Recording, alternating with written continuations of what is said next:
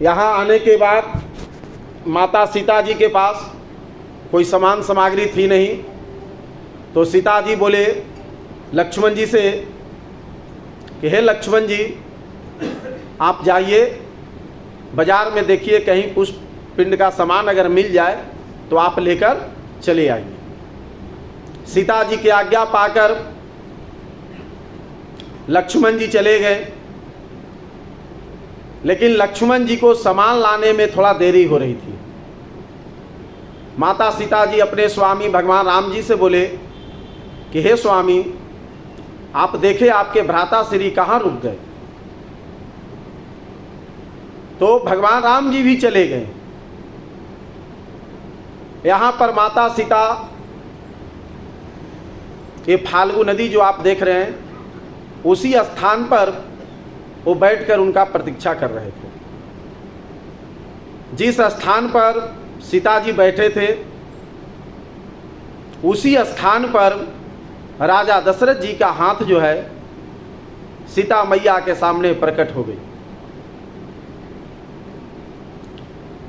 और सीता जी को कान में आवाज आई कि बहू, मेरा पिंडदान कर दो। सीता जी बोले कि मेरे पास तो कोई सामान सामग्री है नहीं, आपके दोनों पुत्र जो हैं गए हुए हैं सामग्री के लिए, आप कुछ क्षण प्रतीक्षा करें। लेकिन राजा दशरथ जी की आवाज़ जो है सीता जी को कान में दूसरी बार आई कि मैं तो पुत्र के द्वारा श्रापित हूं, मुझे पुत्र के द्वारा मुक्ति नहीं मिलेगी, और तुम तो दो कुल को उद्धार कर सकती हो, मेरा पुत्र तो सिर्फ मेरा कर सकता है, लेकिन तुम तो दोनों कुल को तार सकती हो, एक अपना पिता कुल और दूसरा अपना ससुर कुल, इसलिए मेरा पिंडदान कर दो। सीता जी बोले कि मेरे पास तो भाई कोई सामान सामग्री है नहीं, तो हम करेंगे क्या से, तो तुम रेत का पिंडदान कर दो। उन्होंने रेत के बारे में क्यों बोला, जो मैंने कथा में गयासुर के बारे में बताया था, पंचक्रोशम गया क्षेत्रम कोशमेकम गया सिर, यानी 5 कोश में इस पहले गयासुर को वरदान मिला हुआ था, जो मैंने कथा में बताई थी। तो 5 कोश के अंदर ये धरती जो है, यहाँ से अगर मिट्टी भी हम उठा लेते हैं और पितरों को याद करते हैं तो पितरों के पास मिल जाती है। यहाँ 5 कोश का भूमि जो है पवित्र भूमि है, जो यहाँ पर आप जितने दिन से आए हुए हैं देख रहे हैं कितने लोग का यहाँ पर जो दाह संस्कार जो होता है, जिनका दाह संस्कार यहाँ हो जाता है, वो ऐसे ही उनको मोक्ष मिल जाता है। तो सीता माता ने 5 को साक्षी माने, भाई गवाह के रूप में होना चाहिए ना। अब ऐसे आप तो जिसमें पहला फाल्गु नदी, दूसरा गाय, तीसरा ब्राह्मण, चौथा तुलसी और 5वां बड़ का पेड़ जिसको अक्षयवट बोलते हैं, आप लोग शायद बट बोलते हैं, बट जहाँ पर बट सावित्री की पूजा होती है। तो 5 को साक्षी मानकर माता सीता ने 3 रेत का लड्डू बनाए और राजा दशरथ जी ने तो पहले ही हाथ निकाल दिया था, और माता सीता जी ने 3 रेत का लड्डू बनाकर और उनको हाथ में दे दिए, और राजा दशरथ जी को मोक्ष मिल गया। उसके बाद आए भगवान राम जी और लक्ष्मण जी, पूछे सीता जी से कि क्या आपने पिंडदान कर दिया। तो हाँ, हमने तो भाई पिंडदान कर दिया। तो आपने क्या से किया, ना कोई सामान है ना सामग्री है। तो हमने रेत का पिंड किया है और 5 को साक्षी माना है। अगर आपको मुझ पर नहीं विश्वास है तो आप जाकर इनसे पूछ लें। भगवान राम जी फाल्गु नदी से गए पूछने, तो वो झूठ बोल दिया, गाय ने भी झूठ बोल दिया, ब्राह्मण ने भी झूठ बोल दिया और तुलसी ने भी झूठ बोल दिया। सिर्फ बट का पेड़ जो अक्षय वट है वो सच बोले कि नहीं, सीता जी ने यहाँ पिंडदान किया है। तो 4 तो झूठ बोल दिया और 1 सच बोला। तो हम विश्वास किस पर करेंगे, 4 पर या 1 पर? सपोर्ट ज़्यादा झूठ का है, समर्थन ज़्यादा झूठ का है।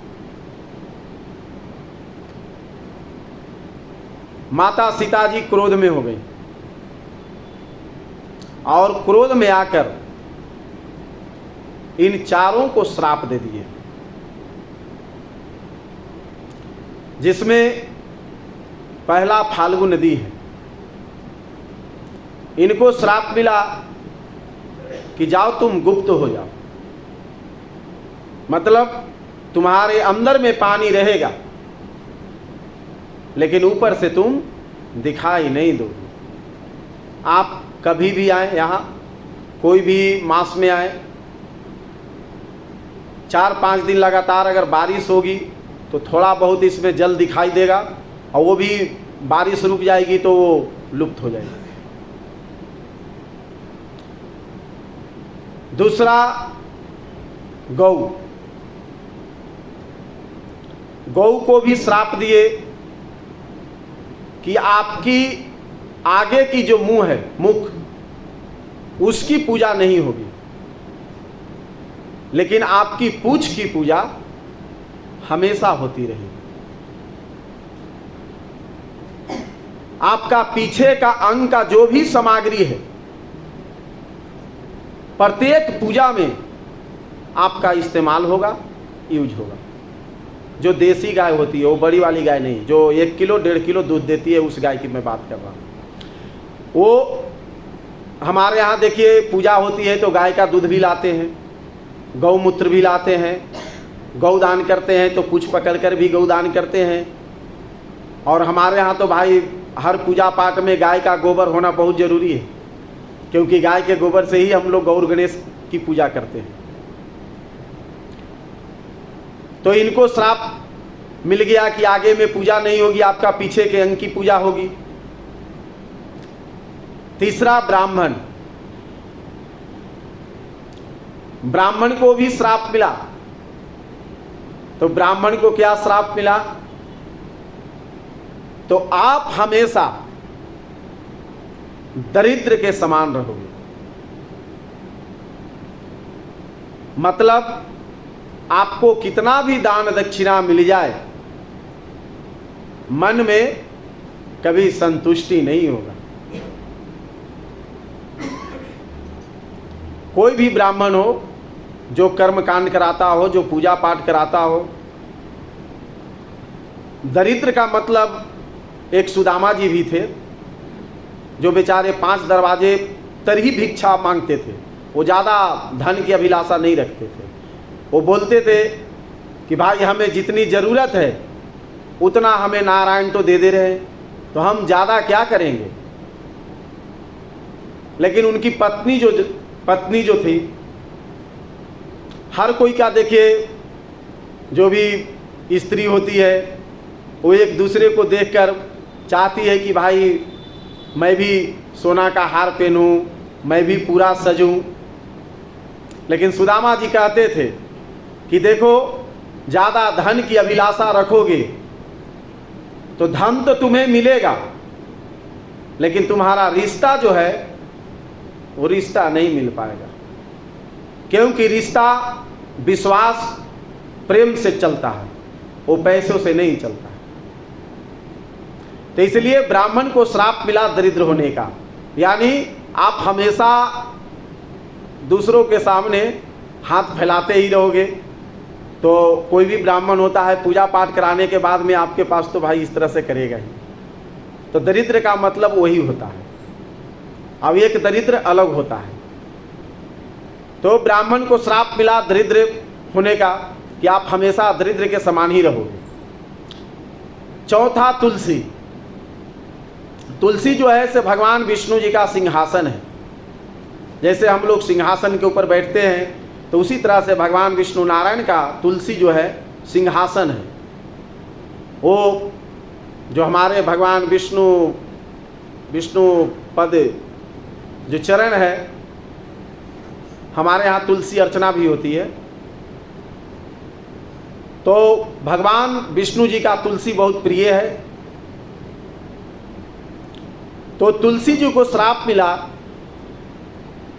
कि आपका पौधा, आपका वृक्ष, आप गंदगी जगह पर ज़्यादा दिखाई दोगी।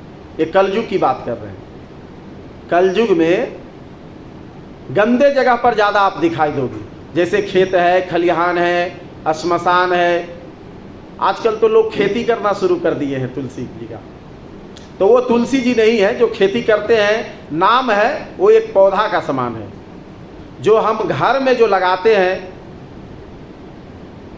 जो गमले में लगाते हैं और जिसमें हम शालिग्राम जी को स्थापित करते हैं, वो तुलसी मान्य होता है। उसमें आप जल डालें तो उस जल डालने का आपको लाभ भी प्राप्त होगा।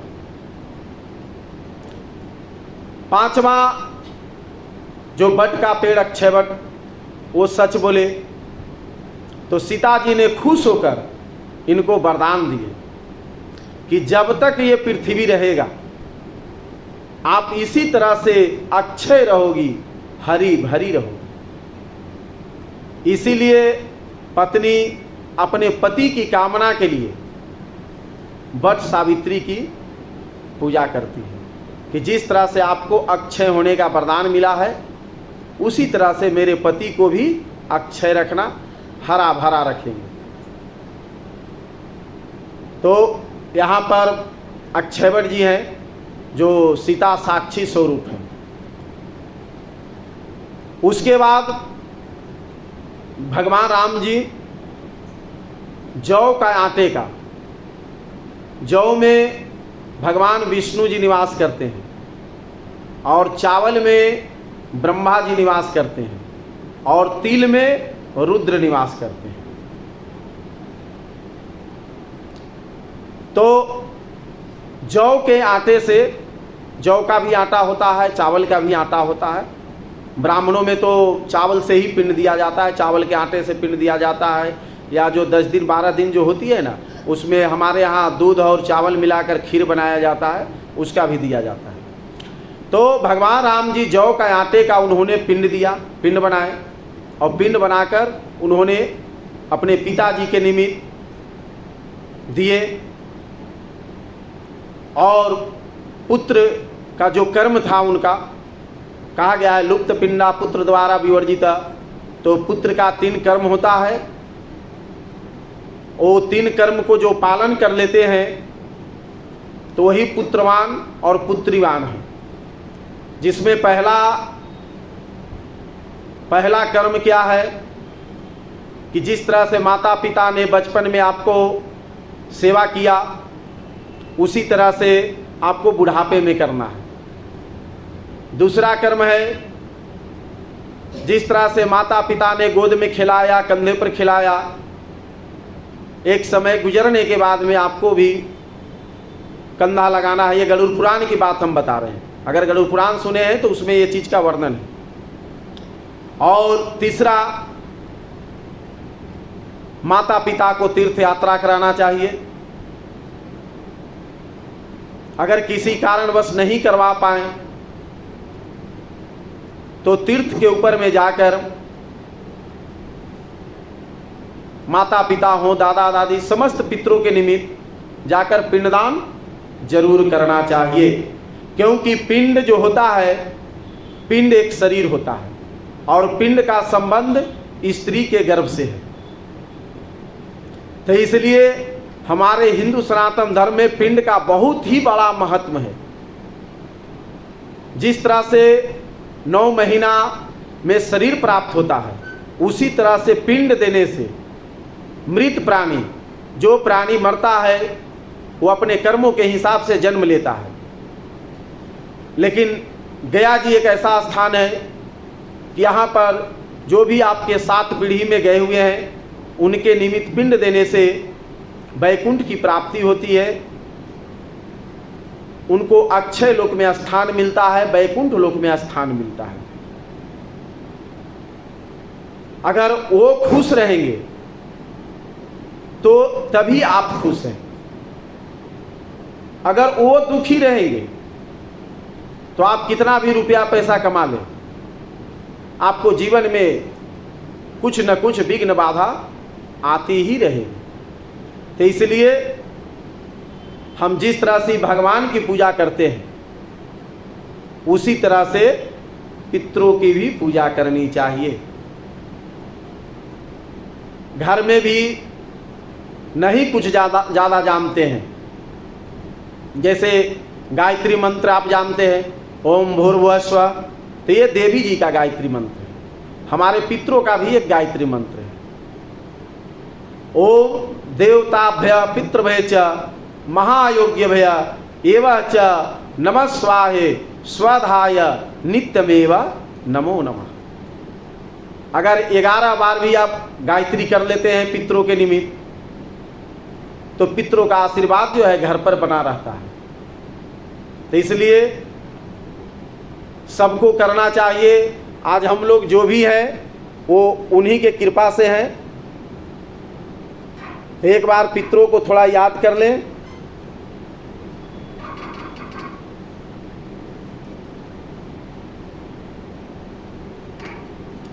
और मंत्र बोले, ओम देवताभ्य पितृभ्य च महायोग्यभ्य एवं च नमः स्वाहे स्वाधाय नित्यमेव नमो नमः।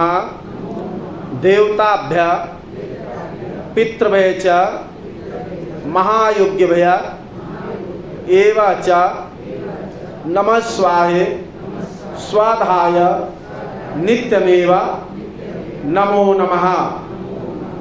थोड़ा मस्तक के ऊपर हाथ रख ले दोनों और अपने पितरों को मन में थोड़ा याद कर ले।